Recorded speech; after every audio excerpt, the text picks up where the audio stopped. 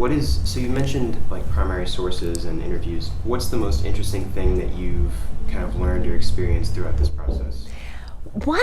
There's been tons, but one of the ones that I think is fascinating is I listened to and also conducted some oral histories with former residents. The one I listened to, the gentleman had already passed away, Mr. Buckner.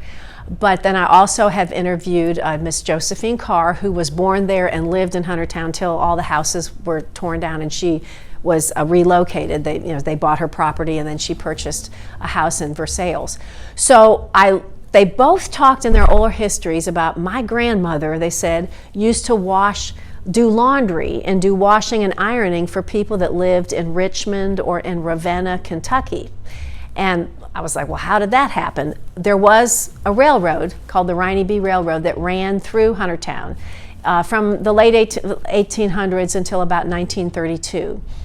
And that railroad had a whistle stop at Huntertown twice a day.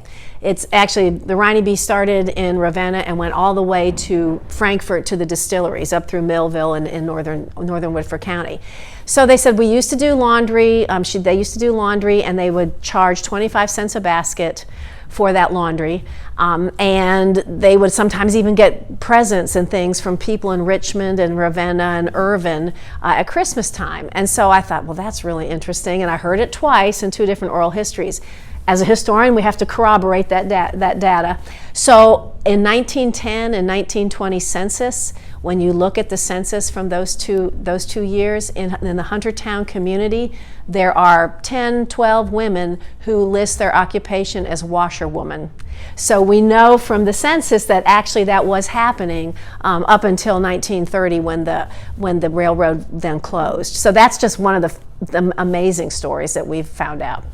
It's really interesting, some kind of confirmation. Yes. In doing this historic research and then presenting it to the community, like in a couple of weeks, the Huntertown history display will be in the library here at the high school, but we try to always, corroborate and make sure the context is correct and try to not just take one story as truth. We have to figure out what other context and what other sources we can find that confirm it. So that was just a wonderful day when I said, oh my gosh, the census, it shows that this was really true, just not folklore handed down through the family. The project is coming to the library. Is there any kind of context you'd like to give to the listeners or anything that they should, I guess, keep in mind while they're visiting? Well, one thing I really want, especially the high school students, to realize is this project and my passion for it and the initial research began with freshmen and high school students in that class. And those students are now, they're now freshmen in college, actually. It was that class.